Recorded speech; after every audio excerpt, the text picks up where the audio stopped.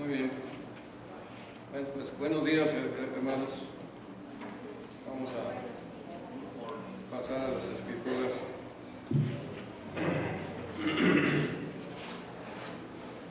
Bueno, recordaremos que nuestro tema ha sido un pueblo propio, celoso de buenas obras. Esto es lo que Dios ha creado. Un pueblo propio, celoso de buenas obras. Y estamos basándonos en un pasaje de la Escritura que es ahí en Tito, en el capítulo 2, versículos del 11 al 15, que ahorita, igual que el domingo pasado, vamos a leerlo para que tengamos esto presente ahí ¿podemos ponerlo? Ahí está. Entonces,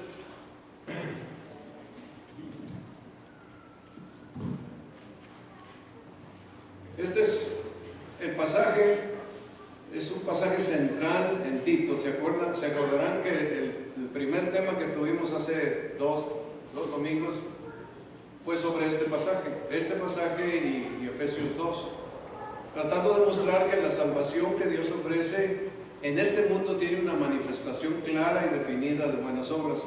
Y miren aquí cómo está este otro pasaje. Dos pasajes vimos en aquella primera mensaje, dos pasajes que fueron la introducción, Efesios 2, del 1 al 10, y aquí Tito 2, del 11 al 15. Vamos a leer que es el que lo queremos tener como muy presente esta mañana.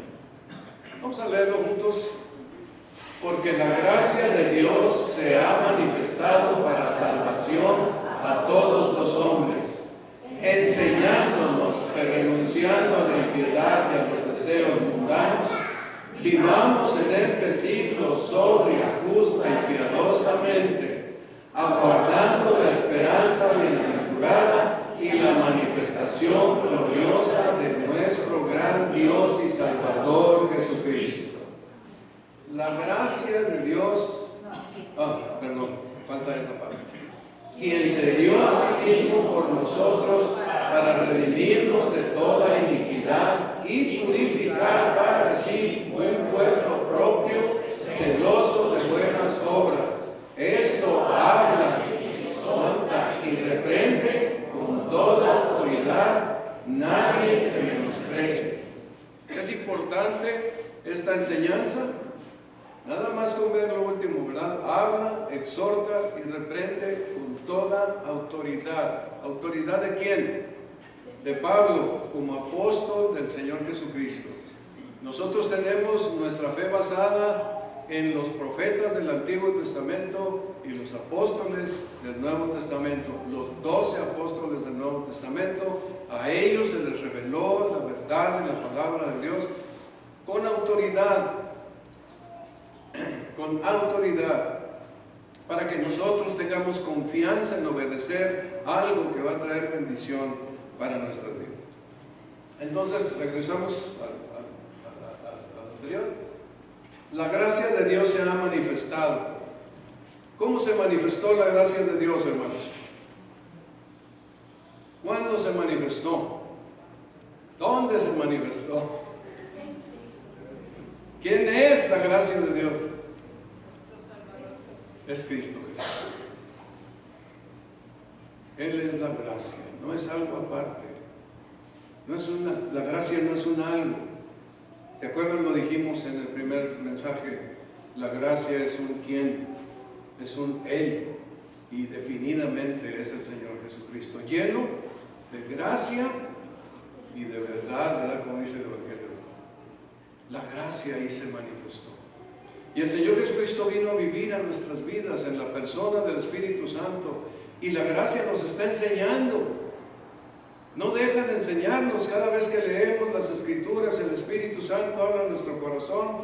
Cada vez que venimos a la iglesia, escuchamos el mensaje, escuchamos las reflexiones, oramos al Señor.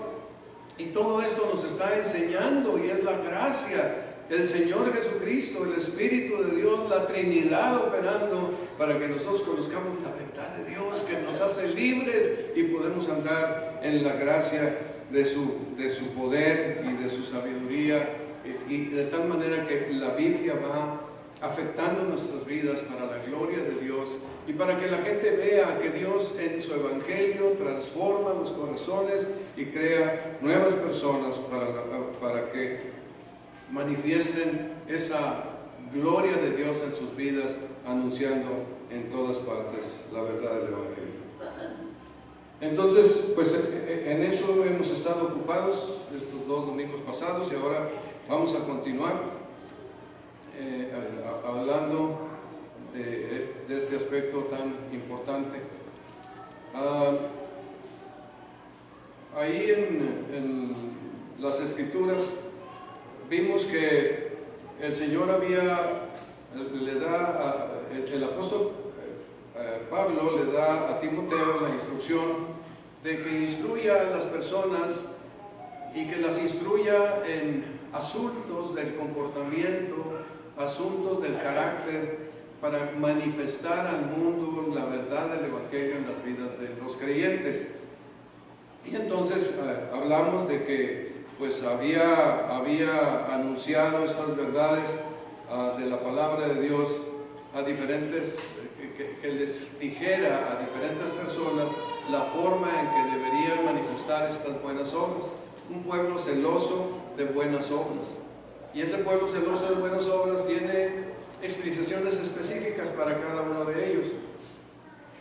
Considero que todas las cosas que nos enseñan tienen que ver con todos nosotros, pero hay un énfasis especial en ciertos asuntos en los que hay que poner atención para aquellas personas que estaban allá en Creta. Entonces les señala ciertos aspectos que son importantes de ponerles atención en la vida para manifestar ese pueblo de Dios que somos, que eran aquellas personas y que somos nosotros. Entonces, ahí en la sociedad cristiana había ancianos que iban a gobernar la iglesia, ancianos de edad, ancianas de edad, mujeres jóvenes casadas, jóvenes, Tito, y también los esclavos y conciudadanos y ciudadanos, y al equipo de Pablo, a todos ellos les está enseñando que deben de ser un pueblo celoso de buenas obras y que deben de aplicarse a considerar estas cosas que el apóstol Pablo está enseñando en esta carta tan especial, la carta de Tito. Ahora, aquí en una forma, el domingo pasado estuvimos hablando acerca de los ancianos que gobiernan la iglesia y veíamos las características que deberían de tener en su carácter aquellos ancianos que gobernaban la iglesia. Y dijimos que aunque eso era una manifestación de un carácter de Dios en las vidas de aquellos ancianos, esas manifestaciones también nos correspondían también a todos nosotros. Y con la facilidad que yo tengo para seguir hablando y hablando, me puedo detener en lo que vimos la semana pasada y no en lo que vemos ahora. Pero déjenme entonces ir a la hora. La semana pasada vimos entonces los ancianos gobernantes, los ancianos que gobernaban en la iglesia. Ahora vamos a hablar acerca de los ancianos de edad, las ancianas de edad y las mujeres jóvenes a quienes las ancianas deberían de enseñarles. Así es la instrucción que está aquí en la Escritura. Entonces, debemos de vivir una vida dedicada a Dios. Es esta enseñanza. Una vida dedicada a Dios es una vida que se va a manifestar en una manera definida en buenas obras. El apóstol Pablo le dice ahí en la primera epístola, si la podemos poner en el capítulo 1, en el capítulo 2, en los versículos primeros. Me llama la atención, ahí está. Observen ustedes lo que dice ahí, pero tú habla lo que está de acuerdo con la sana doctrina. Y bueno, uno esperaría que ahí empezara el apóstol Pablo a hablar de la Trinidad, o hablar de la eternidad, o hablar de la salvación, o hablar de las cosas futuras, o de alguna manera ir explicando algo de la sana doctrina, pero aquí lo que dice está de acuerdo con la sana doctrina. Esto quiere decir que Cuando la sana doctrina es enseñada, cuando la sana doctrina es recibida, cuando la sana doctrina es creída o es aceptada, lo que va a pasar es que hay algo que está de acuerdo con ella, y es el comportamiento de las personas en su diario vivir. No podemos separar, ya lo dijimos en los domingos pasados, la forma de vida con la fe. La fe y la forma de vida van de la mano.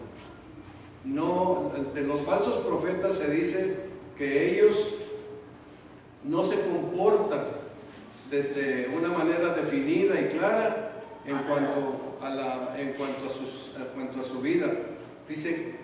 Dicen, afirman que creen en Dios, pero con los hechos lo niegan. Y esta es una verdad establecida en las Escrituras. Dios quiere que nosotros, con nuestras acciones, confirmemos nuestra fe. Dios quiere que nuestra fe sea demostrada a través de acciones buenas, no que inventemos nosotros, acciones que indica la palabra de Dios.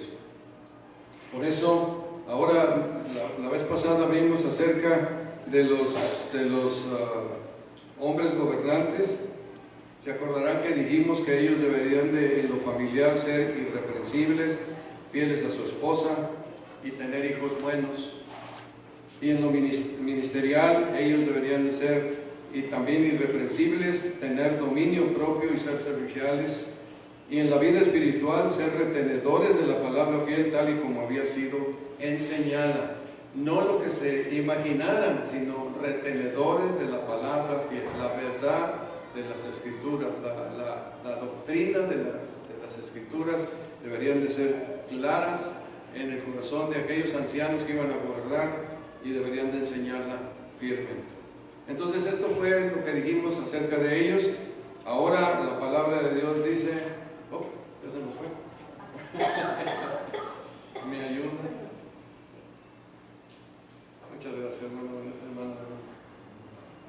Bueno, ahí nos dice, tú predica lo que está de acuerdo con la sana doctrina. Y lo que empieza diciendo es que los ancianos sean. Que los ancianos sean. Es la instrucción que nos da. De acuerdo con la sana doctrina. Y empieza a hacer el recuento ahí de que estoy aprovechando aquí de tener el texto. Que los ancianos sean sobrios, serios, prudentes, sanos en la fe, en el amor y en la paciencia. Entonces esto les está instruyendo a los ancianos. Fíjense que comienza con los ancianos y las ancianas. Y creo que es importante porque es el término de la vida. Estamos llegando al final. Ellos eran personas probablemente de unos 60, 65 años, porque la expectativa de vida en aquellos años era como de 30, por causa de las guerras, por causa de todos los peligros que había, la falta de medicamentos, las enfermedades, los partos, en donde muchas mujeres morían con frecuencia a la hora de estar dando a luz. Entonces sí, la expectativa de vida de las personas era corta.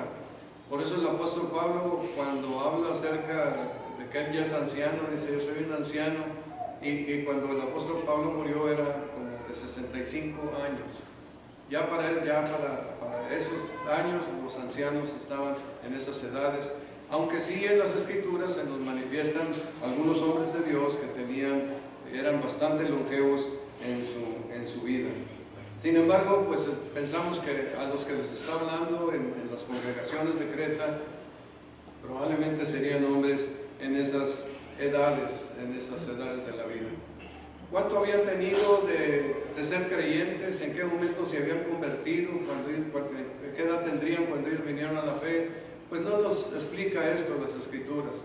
Pero sea como fuera, ya era el final de la vida, estaban teniendo la perspectiva de una vida madura que ya había pasado por muchos aspectos de la vida diaria, y entonces ahora lo que estaban haciendo pues era estar enfrentando a los días últimos de su vida. Y creo que de alguna forma la palabra de Dios nos enfatiza que debemos de ser fieles y terminar bien la vida. Y hermanos, debemos de estar ocupados. Ahora pues ya estamos nosotros como ancianos y algunos nos han acompañado o nos acompañan también ya en esa edad, pero como de los 70 años a los 75 se considera que una persona ya es una vieja joven, y de los 75 a los 80 ya es una vieja. Entonces, pues nosotros, los que estén entre los 70 y 75 ya pueden considerarse, los autorizamos a que se consideren viejos jóvenes. Pero sea como sea, es importante que estemos llevando nuestra vida cristiana, nuestra vida en relación con Dios, con solidez, con firmeza, con conocimiento de las Escrituras, con madurez espiritual, para que terminemos bien. Uno puede empezar y como quiera se hace eso, pero terminar bien en la vida, esto es un asunto diferente, pero es muy importante y es muy bueno tomarlo en cuenta. Déjenme repetir lo que dije, pues creo que la semana pasada. Oremos para que nuestros hijos tengan una buena vejez.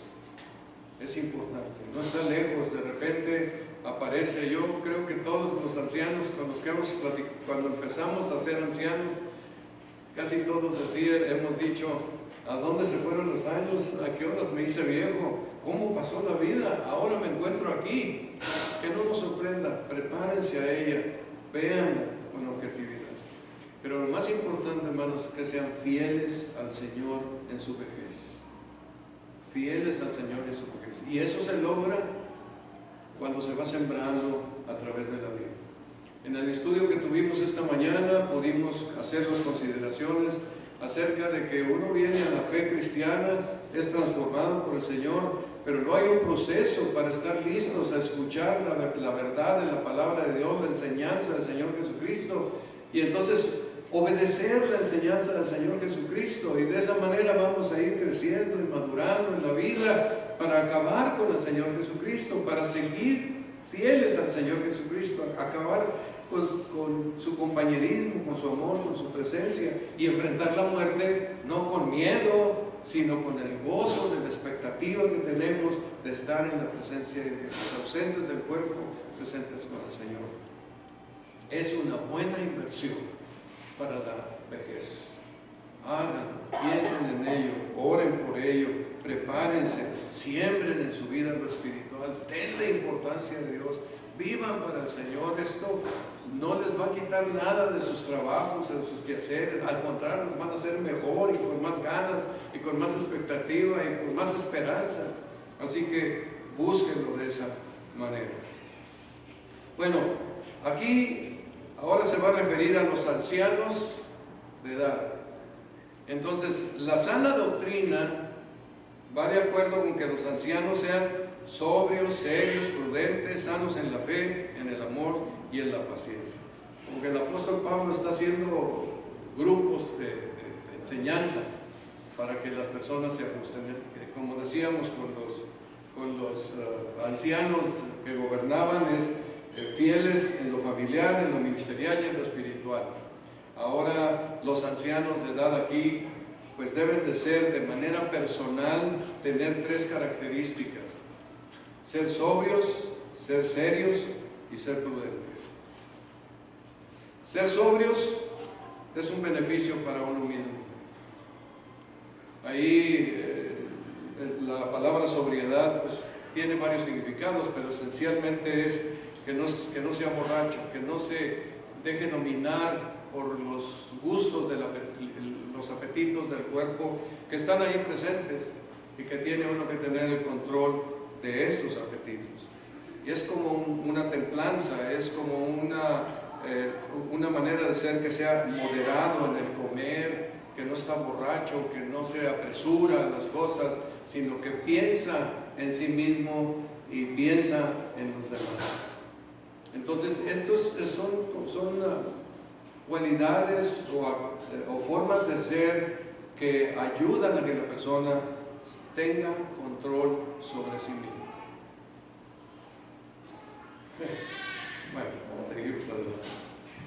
Entonces, es templado, tiene prudencia, vigilancia, autocontrol, está alerta, sin dejarse influenciar o engañar con facilidad. Todo esto, pues muchas veces uno comete errores de muchas formas, ¿verdad? Pero estamos cuidando nuestra vida. Entonces, el anciano de edad debe de ser sobrio, porque es un beneficio para sí mismo en el poder de la gracia de Jesucristo. Está de acuerdo con la sana doctrina. Entonces, esta es una de las cosas que nos presenta. La segunda es serios. Aquí es hacia sus responsabilidades.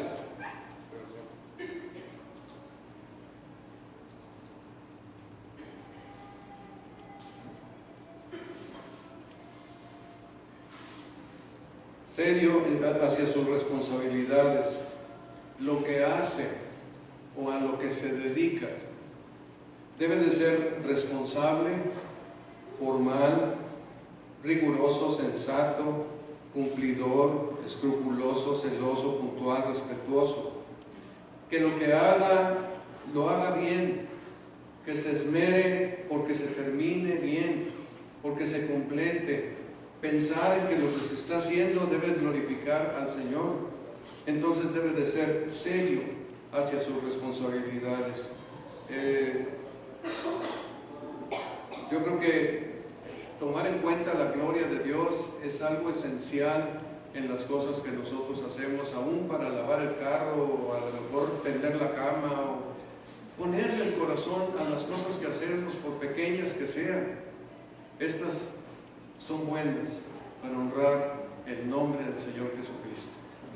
Me acuerdo que, bueno, yo creo que lo hemos visto a un militar de la Marina de los Estados Unidos que le da un énfasis enorme a tender la cama. Se paraba en la mañana y tiendo la cama, y todo lo que esto significa y todo lo que esto implica por tender la cama a la hora de pararse en la mañana. Y yo creo que es algo importante. Uno no puede, esto, aunque nadie nos ve, pero estamos haciéndolo delante del Señor, y de alguna manera se ve que estamos teniendo algún orden ahí cuando estamos ahí tendiendo y preparando nuestras cosas, nuestra cama, nuestro closet, los detalles alrededor de nuestro. Que eso lo veamos, porque aunque parecen cosas sencillas que no hay que hacerles mucho caso, tiene mucho significado en nuestro diario vivir. Bueno, serios, como dice aquí. La otra cosa que les pide a los ancianos de edad es que sean prudentes hacia la comunidad con los que conviven, el barrio donde está, el trabajo donde se reúne, con familiares, otras personas que no necesariamente sean creyentes, pero es prudente en la manera de comportarse. Tiene así varios adjetivos: sensato, juicioso, cauteloso, precavido, reflexivo, razonable y cuantas cosas más. Está procurando ser definido y claro en las cosas que quiere, que hace, que busca. Que todas estas detalles son importantes. Entonces, están aquí en las Escrituras: sobrio, serio, prudente. Sobrio, beneficio para sí mismo; serio, que haga responsabilidades de tal manera que se vea la gloria de Dios en lo que hace; y prudentes hacia la comunidad, para que dé un buen testimonio de su fe en Cristo con su comportamiento, con la manera en que actúa, no alocadamente, sino seriamente, cuidadosamente hacia las demás personas. Sobrios, serios, prudentes. Y luego hace luego conjunta otras acciones donde dice sanos en la fe, y pone sanos en la fe, en el amor y en la paciencia. O sea que vamos a decir sanos en la fe, sanos en el amor y sanos en la paciencia. Considero que esto tiene más que ver con su relación con la comunidad de Dios. El creyente no está separado de la iglesia, de la comunidad de la iglesia. Es esencial. Nosotros, cuando vinimos a Cristo, lo conocimos como nuestro Salvador personal, fuimos salvos, entramos en esa vida cristiana, pero no nos deja solos, aislados. Nos une al cuerpo de Cristo, que recordemos, es importante, porque Él es la cabeza de la iglesia es su cuerpo, es su templo, es ahí donde el Señor Jesucristo opera y obra en este mundo y se manifiesta al mundo. Un cristiano solo no da un testimonio completo de la gracia y la misericordia de Dios. En la comunidad se da este testimonio. Cuando nosotros invitamos a alguien a la comunidad, se da el testimonio de que Dios ha hecho una gran transformación en un grupo de personas. Cuando las personas se convertían en el libro de los Hechos, eran agregados y estaban en una comunidad, se reunían como comunidad. Fueran 2 o 3, pero se reunían como comunidad. Era importante. Entonces, en este caso, el primer punto es sanos en la fe, en su relación con Dios.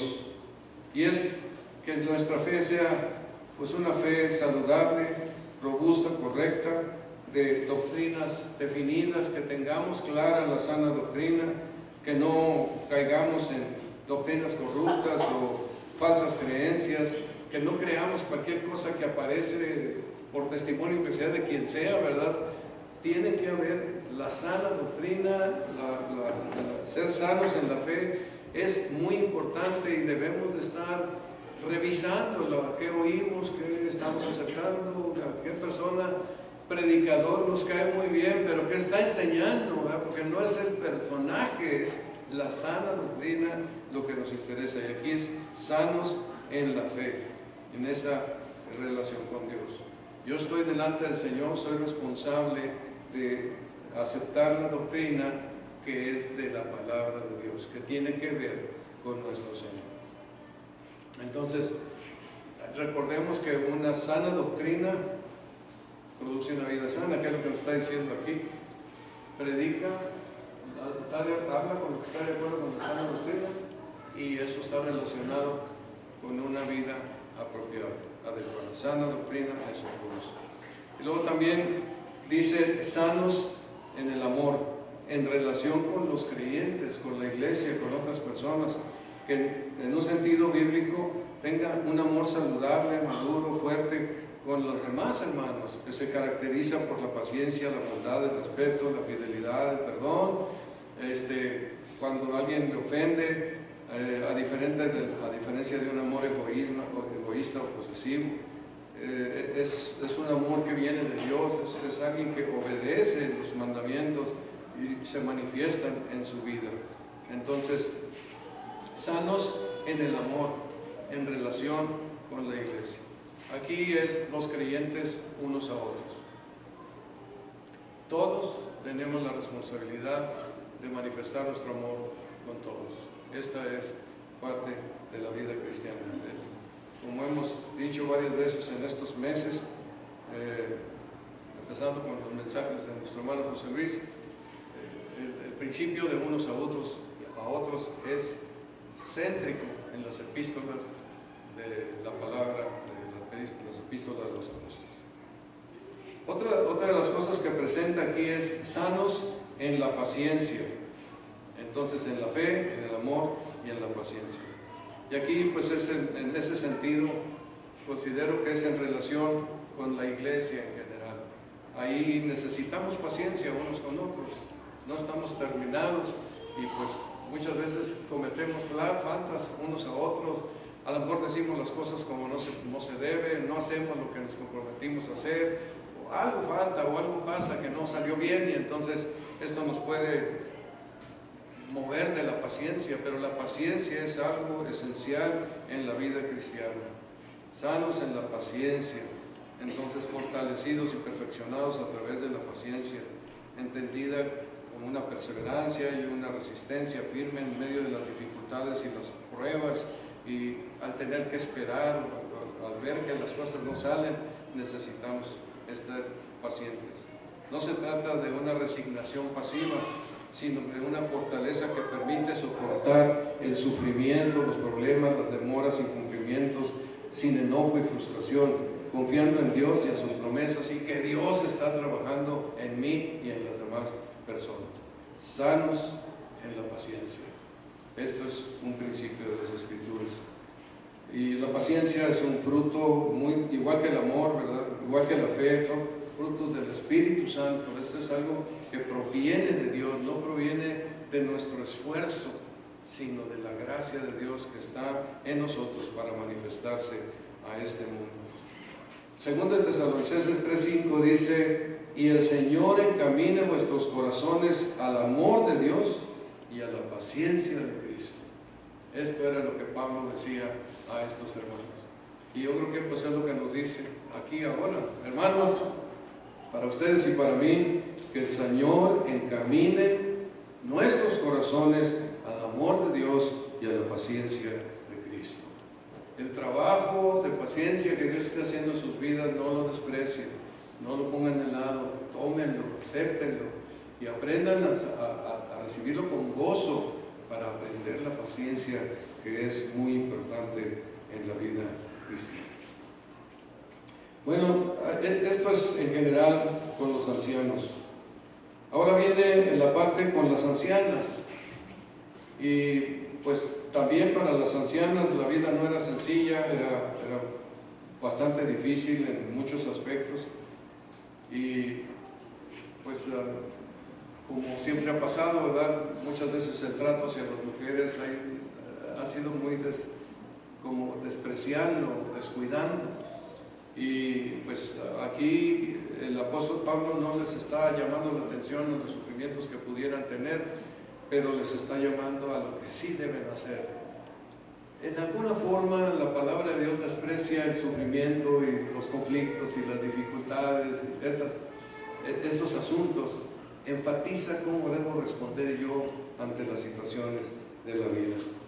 Y aquí la sana doctrina nos dice que las ancianas asimismo, igual que los ancianos, se ocupen de hacerlo, se ocupen de preocuparse por ello.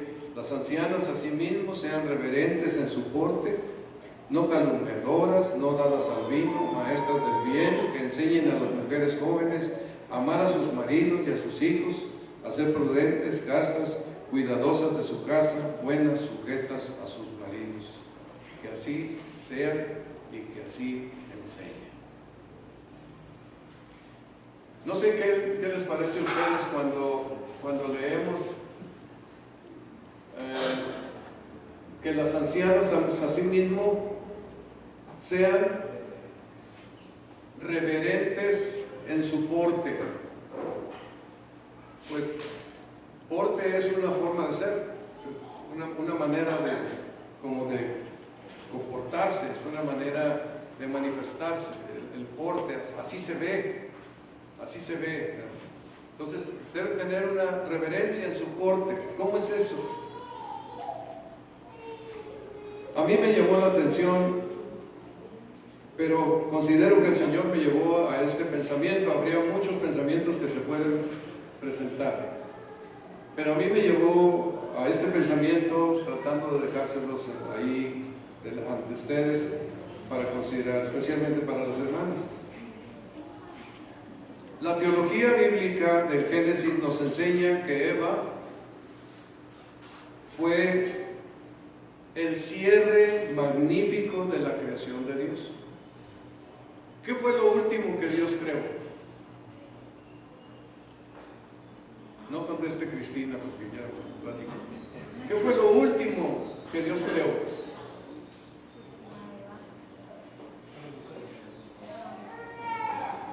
A la mujer. Ya estaban los animales, estaba Adán fue ahí con los animales y, oye, pero algo falta aquí. Y Dios quiso hacer ese énfasis ahí en el capítulo 2 de Génesis para que nos quedara clara la importancia que tiene la mujer en la creación de Dios. Entonces, fue aquello un asunto especial. Y fue un impacto para el hombre.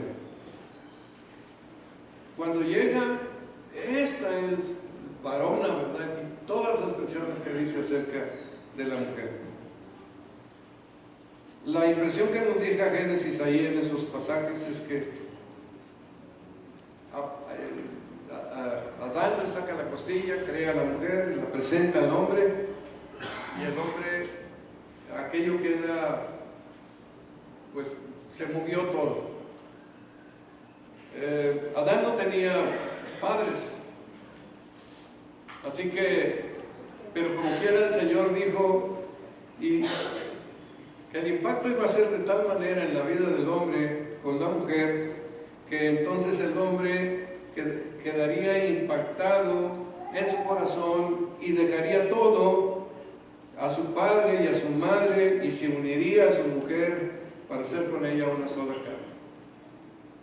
Algo pasa que el impacto es fuerte en la vida de un hombre cuando ve a aquella mujer a la que ama, y entonces todo se queda de lado y vamos para formar un hogar. Si uno le pensara mucho a formar un hogar, no se casaba.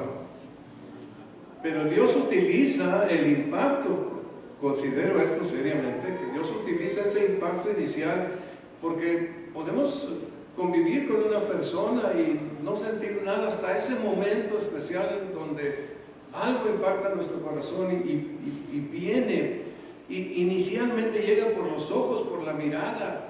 Vemos a aquella mujer hermosa y decimos, qué hermosa es, y empieza a llamarnos la atención. Esto es una creación de Dios. El Señor así lo puso. No es para andar mirando mujeres por todos lados, pero cuando viene ese momento específico, hay un impacto inicial a la vista. Y creo yo que ese impacto inicial es importante. Y toda mujer tiene esa cualidad de parte de Dios de ser un impacto en donde se presenta.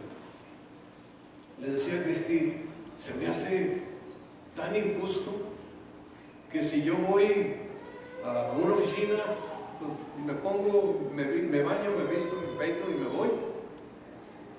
Pero si una dama va a una oficina, tiene que tomar más tiempo para todos los arreglos que ella se deleite en hacer. Yo no me imagino un hombre, a menos que se esté obligando de alguna forma a enchinarse las pestañas y pintarse las cejas. Pero eso es natural para las mujeres. Están vigilando su presencia, y yo creo que Dios la hizo así. Aquí lo primero que dice la Escritura es que sean reverentes en su porte. ¿Qué es lo que se va a ver? Esa reverencia, esa actitud, esa forma de manifestar a Dios en su vida, en su persona, en su arreglo, para que vean que en su vida hay reverencia por Dios. No creo que Dios quiera monjas, pero Dios quiere que en el gozo de una vida cristiana, en una manera natural, en una manera libre, gozosa, manifieste la reverencia en su porte, porque teme a Dios, ama a Dios y guarda sus mandamientos, con el gozo del Señor. Se pueden quizá decir muchas cosas más sobre esto, pero quisiera dejar esto en su corazón, que sean reverentes en su culto. Es el final de los días, no es el principio de los días, pero sin duda esto comienza desde la juventud, y lo va a decir un poquito más adelante, comienza desde la juventud. Reverentes en su culto. Bueno, luego dice, no calumniadores. Esta es una parte muy especial, porque la calumnia es algo muy fácil de cumplir, inclusive para los hombres. En Proverbios 10:19 dice, en las muchas palabras no falta pecado, mas el que refrena sus labios es prudente. A mí me ha pasado, y lo he visto en muchas ocasiones, que esta porción bíblica tiene mucha razón en estar presente ahí como parte de la sana doctrina, en donde nos indica, nos manda que tengamos cuidado cuando tenemos tiempos largos de conversación. Y me ha pasado en estar en tiempos largos de conversación, en donde muchas veces, sin querer, empiezan a salir detalles de alguna persona no presente. Oye, fíjate que me fijé que fulano de tal hizo, y no debió porque no estuvo bien. Entonces el otro compañero, sí, y además el otro día también yo vi que, y luego aparece otro, sí, y además, y entonces las personas empiezan a hablar del que no está presente. Y yo creo que es ahí donde no falta pecado. Es ahí cuando entonces entra esa parte calumniadora que hace daño a las personas. Déjenme decirles esto. Todos tenemos esta tendencia natural.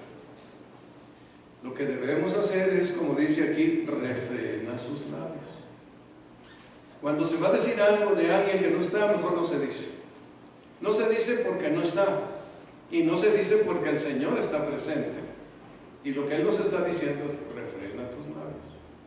Si hay que decir algo a alguna persona, se le dice personalmente, se le dice, yo he observado esto que pasó.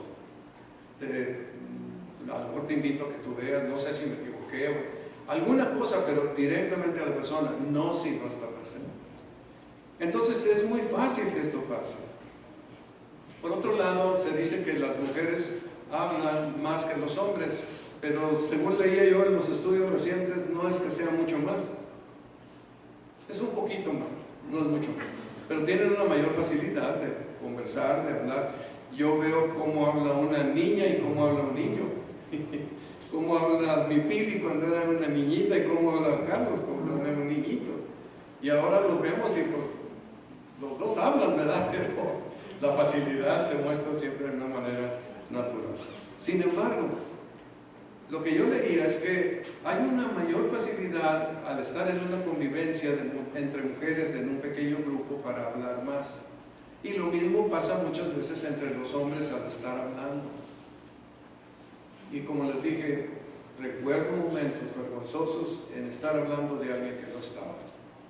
Y cada quien dando opiniones del que no estaba. Y a lo mejor uno se equivoca en las opiniones y el que no está no tiene manera de explicar qué fue lo que pasó o por qué lo hizo, o a lo mejor yo no entendí el momento, la situación, las circunstancias. Entonces no se debe hablar de ellos. La calumnia es un pecado grave, especialmente porque destruye la unidad que honra a Dios. Acuérdense lo que dice aquí: unidos en Cristo para que el mundo crea. Lo que el Señor Jesucristo fue unirnos en la fe, unirnos con su poder, hacernos uno entre nosotros y hacernos uno con Dios, con el Padre, hacernos uno con Jesucristo. Todo esto por esa gracia maravillosa y el poder del Espíritu Santo. Y la unidad es importante, conservarla. Así que la calumnia no debe de entrar en la vida cristiana. No es una acusación específica a mujeres, es algo que sucede. Si sucede entre mujeres, sucede también entre hombres, y nosotros no lo debemos de permitir. Así que no calumniadoras, ¿verdad? Reverentes en su porte, no calumniadoras. Luego agrega algo que sin duda pues tenía mucho que ver con la cultura de aquel tiempo: no esclavas del vino. Entonces las mujeres mayores tenían que tener dominio propio en sus vidas, abstenerse de la embriaguez, porque esto podía ser común. Estaba leyendo que en México se han hecho algunos estudios y hay unas estadísticas que a partir de la pandemia las mujeres empezaron a beber hasta la embriaguez, creciendo como en un 200% de lo que pasaba en el 2011 a lo que está pasando en la actualidad. Y muchas personas ven ahí el vino como cuando rojea, como dice Proverbios: no mires el vino cuando rojea, cuando resplandece su color en la copa, se entra suavemente, mas al fin como serpiente morderá y como áspid dará dolor. Les confieso, a mí me gusta el sabor del vino, no lo tomo, pero me gusta el sabor del vino. Y ha habido momentos en que paso por ahí donde están los vinos y se me hace agua la boca. Entonces, hace algunos años, o hace muchos años, en los trabajos llegaba a decir, no, yo lo tomo porque soy cristiano, pero nunca me pareció que era sincero eso. Entonces lo que acabé diciendo, yo no tomo porque me puedo emborrachar y mejor ahí lo dejo. Además soy cristiano, que eso es muy importante para mí. Porque esa era la verdad.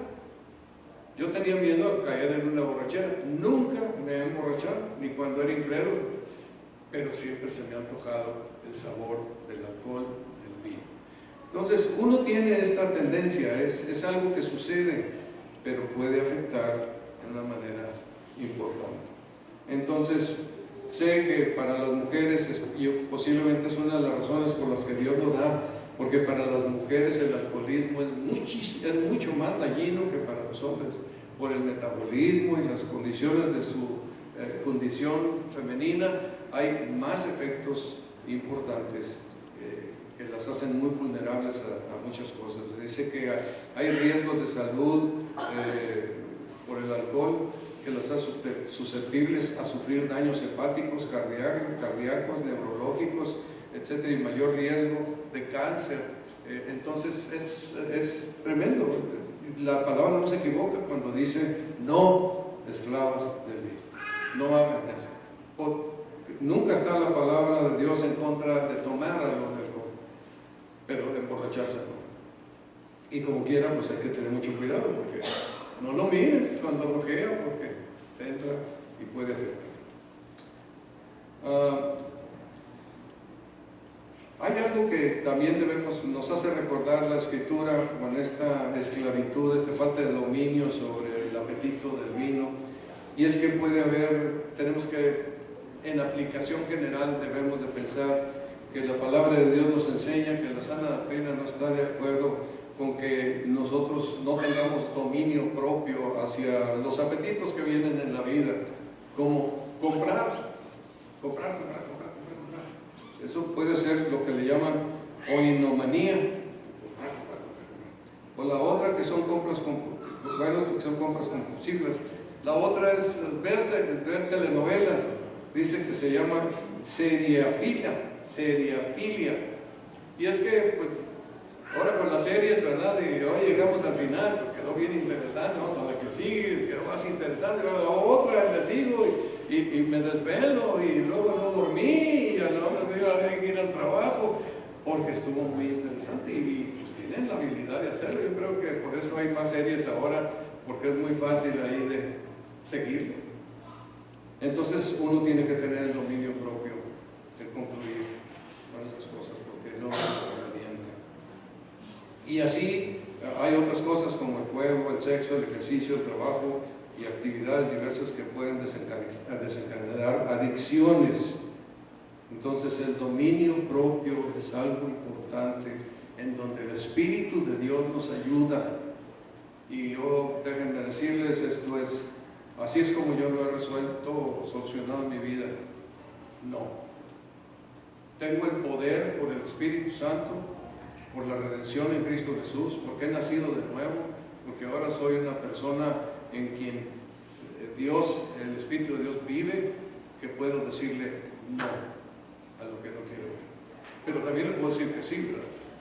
Pero está en mis manos, está en mi decisión, está en la voluntad, con la ayuda de Dios y quizá una breve oración o una oración amplia. Señor, ayúdame a decir no a esto.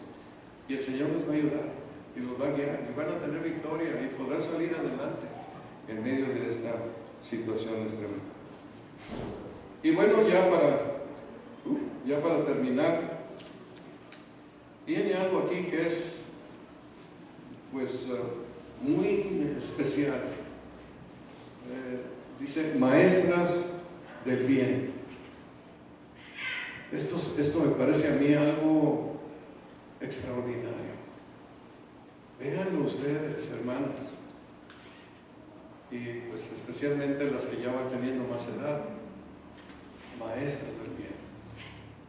Nos da la capacidad de observar al estar más ancianos, más viejos, más centrados en la vida, a observar cómo pasó la vida, cómo sucedieron las cosas, cómo se encaminaron detalles, cómo hicimos mal al tomar ciertas decisiones, cómo pudimos hacer bien, varias cosas. Esa experiencia ayuda y Dios la usa, no es porque yo tengo mucha esperanza y ya les puedo enseñar a todos. Aquí estamos hablando de la gracia de Dios, de la sana doctrina, donde Dios interviene, donde Dios está participando, y hacer a las hermanas, las hace maestras del bien. Y pues como que en paso siguiente hace un énfasis hacia ese detalle tan importante de ayudar a las mujeres jóvenes, a facilitarles el camino. Ahora, yo le decía a Cristi, a mi esposa, ¿por qué les diría que lo primero que les enseñen a las mujeres jóvenes es amar a sus esposos y a sus hijos? Se supone que eso es lo que hace toda mujer. Son abnegadas para amar a sus esposos y a sus hijos. Y yo creo que sí. Hay algo especial. Uno puede ver que los hombres abandonen a sus hijos recién nacidos, pero es difícil ver mujeres que abandonen a sus hijos recién nacidos. Están ahí listas para ayudarlos a crecer, a alimentarlos, a cuidarlos, a ponerles atención en una manera pues tan natural. Si yo hubiera tenido que hacerlo, hubiera tenido que poner, no sé, algunos piquetes, algunas cosas para no se te olvide, tienes que atender, pero qué natural para mi esposa. Mi hijo Carlos, las primeras hijitas fueron cuatas, y luego mi hija dice, yo voy a ayudarles, ya está lista para ir. Eso me deja muy impresionado. Y yo creo que es algo que está de una manera natural, pero también afecta la cuestión cultural que les rodea. Acuérdense lo que se decía de los cretenses. ¿Se acuerdan? Cretenses, siempre mentirosos, malas bestias, glotones ociosos. La cultura puede dañar los conceptos importantes de la vida. Y debemos ponerle atención a las Escrituras porque la cultura es muy fuerte.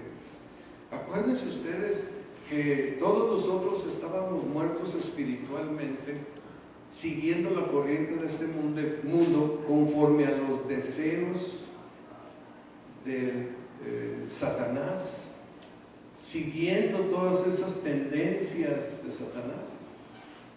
La gente está siguiendo las tendencias. Si ahora la cosa es que el hombre se puede sentir mujer, percibir mujer, y la mujer percibirse hombre, está bien, claro que así se puede. Aunque es una cuestión totalmente absurda, pero la gente lo sigue, y lo siguen tremendo. Entonces, nosotros como creyentes no nos dejamos engañar por esos asuntos. Aquí creo yo que nos ayuda mucho la comunión espiritual que tenemos unos con otros, porque nos ayudamos. Necesitamos la fortaleza de otros, la sabiduría de otros, para poder ser nosotros también ayudados y tener la sabiduría y la fortaleza de otros. Observar cómo lo solucionaron. Y si alguien cayó en algún problema, pues observar cómo está saliendo de todo aquello en lo que se metió. Pero estamos aprendiendo unos de otros. No somos perfectos y nunca estaremos satisfechos con nuestra vida, pero debemos de apoyarnos en la vida cristiana y tratar de seguir los principios de las Escrituras, caminar en ellos de todo, verlos como algo serio e importante, y que ellos sean los que iluminen su vida. ¿Con qué guardará el joven su camino? Con guardar tu palabra. En mi corazón he guardado tus dichos para no pecar contra ti. Y nos estamos alimentando con la palabra de Dios en esta comunidad. Es una comunidad sencilla, el único objetivo es Dios, es honrarle a Él, es glorificarle a Él, es crecer en el conocimiento de Cristo, de su palabra, de su verdad, y eso lo utiliza el Espíritu Santo que vive en nosotros para fortalecernos espiritualmente en el diario vivir. Así que probablemente era necesario enseñarles estas cosas a las mujeres cretenses, y de paso sirve a todo el mundo, a amar a sus esposos e hijos, a ser prudentes, puras, cuidar bien el hogar y ser buenas, y ser sumisas a sus esposos, no en un sentido de esclavitud, sino en un sentido de que dejemos que él sea responsable. Si él no es responsable, miren, los hombres con mucha facilidad soltamos nuestra responsabilidad. ¿Tú quieres? Dale. Y yo me pongo acá a ver. Es muy fácil para los esposos dejar que sus esposas vayan adelante. Y es muy fácil para los esposos ir adelante. Tienen mucha iniciativa, mucha fuerza, mucha energía y mucha inteligencia para ir marcando muchos detalles. Pero debemos de estar al frente de nuestra casa, aunque nuestra esposa nos ayude intensamente en muchos aspectos, pero al frente de nuestra casa, viendo nuestros asuntos, atendiendo las necesidades del hogar. Pero yo veo que yo mismo soy muy fácil para ponerme aquí en un lado. Cuando he estado en algunos trabajos en donde hay que atender a personas, mujeres y hombres que llegan a pedir alguna información, siempre son las mujeres y los hombres están atrás. Vienen con el sombrero grande, la mirada, la parada y todo muy bravo. A ver, habla tú. Entonces, ella es la que tiene que hablar. Pero yo creo que esto es algo para tomar en cuenta. Entonces, probablemente sea por una razón de cultura, pero lo que fuera, había un problema ahí y había que cubrirlo, con un buen consejo espiritual de mujeres de mayor edad que pudieran ayudarles a caminar correctamente. Y eso sí lo debemos de tomar nosotros, recordando que esa mayor edad y esa espiritualidad y ese conocimiento de la verdad, pues tiene que estar de acuerdo con la sana doctrina, que enseñen a las mujeres jóvenes a amar a sus maridos, a sus hijos, a ser prudentes, puras, cuidar bien del hogar, ser buenas, sumisas a sus esposos, en todo ese buen sentido de protección y de cuidado que los esposos deben de tener. La vida familiar es importante en la vida cristiana. En la sana doctrina, la vida familiar debe mantenerse correctamente delante del Señor de acuerdo a los principios de las Escrituras. Y ya para terminar aquí, dice, para que la palabra del Señor, ¿podemos darle un poquito?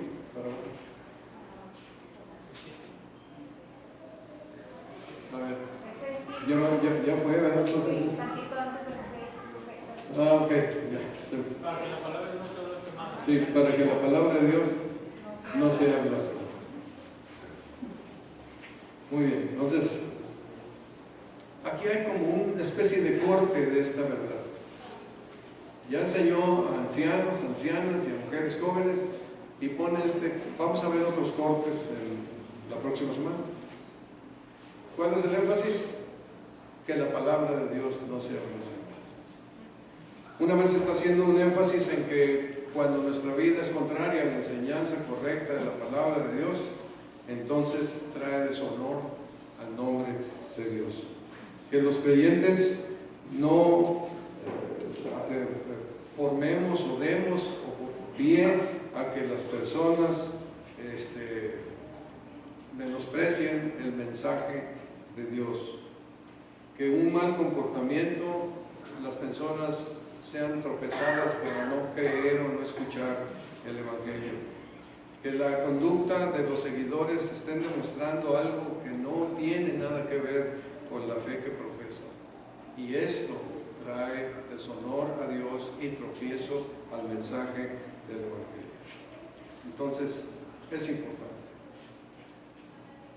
Pues, dice Proverbios 16:31, corona de honra es la vejez que se halla en el camino de justicia. Corona de honra es la vejez. Y aquí tenemos dos viejos hombres, viejas mujeres y mujeres que van a enseñar a mujeres jóvenes. Y corona de honra es la vejez que se halla en camino de justicia. ¿Qué oportunidad tenemos y tienen ustedes que son jóvenes de caminar por el camino de justicia? Ustedes van a llegar a establecer una corona de honra en su vejez. Sean obedientes al Señor, busquen al Señor, busquen su palabra. Esto es trabajo, esto cuesta, hay que esforzarse para seguir estos principios y estos caminos. Nuestra tendencia es dejarlo a un lado, ponerlo aparte. Otro día, hoy puedo no tener que ponerle atención a eso, pero no, denle prioridad, denle a Dios el honor en sus vidas, pónganlo en primer lugar, ayudará mucho en su diario vivir. Y el día final, cuando usted, en los finales de su vida, cuando sean ancianos de 80 o 90 o 100 años, ustedes sean fieles al Señor y estarán en el gozo de ayudar a muchos más a encontrar la verdad de la palabra de Dios. Bueno, pues les agradezco su atención. Vamos a terminar con una oración. Amado Dios, pues te damos las gracias, Señor, porque tú nos manifiestas que la vida de la vejez pues no es algo para no ponerle atención, sino hay mucho que ponerle atención. Tú nos muestras que tenemos grandes motivos, grandes objetivos, cosas importantes que hacer todavía, aunque seamos ancianos, aunque estemos en edades ya más avanzadas. Pero gracias porque tenemos todavía la oportunidad de poderte servir, anunciando las verdades tuyas, animando a los demás a seguir adelante en la vida cristiana, buscándote a ti, confiando en ti, obedeciendo tu palabra, andando en tus caminos. Bendice a mis hermanos jóvenes, bendice a las hermanas, bendice a todos los que estamos aquí presentes, estos matrimonios maduros que tienen también tantas cosas en sus manos que hacer para la gloria tuya. Y guíanos como iglesia para ser fieles a ti, para escuchar tu palabra, para escuchar tu voz, para ser obedientes a tus mandamientos y a tus instrucciones. Te lo pedimos en el nombre precioso de Cristo Jesús. Amén.